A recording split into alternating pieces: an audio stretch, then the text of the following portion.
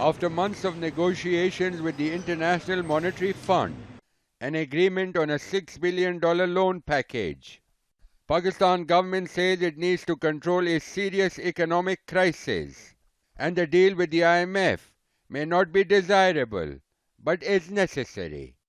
Pakistan needs to undertake a very painful, but it's an adjustment reform that the country would need to undertake. Most notably, it includes a more flexible currency. Second, reforms in the electricity and gas sector.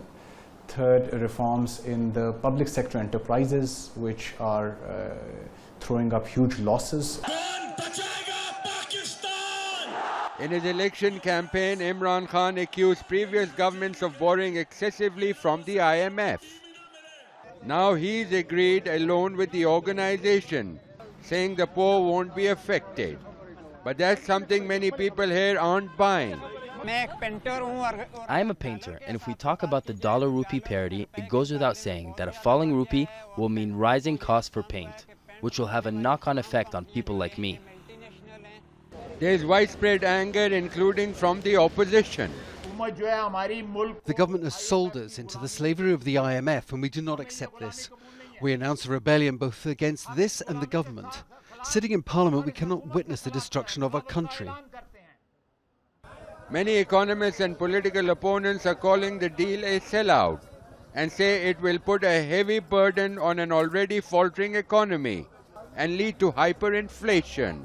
The government says it delayed going to the IMF because of the help it got from the Saudis and the UAE. But it also says that a record amount of borrowing by previous government means that 45% of the annual budget has to be used for debt repayments, and it has to act now. But with a falling rupee, essential goods and fuel are getting dearer, and that's something many here say is not what they were expecting from a government that promised change and relief for the poor. Kamal, Hyder, Al Jazeera, Islamabad.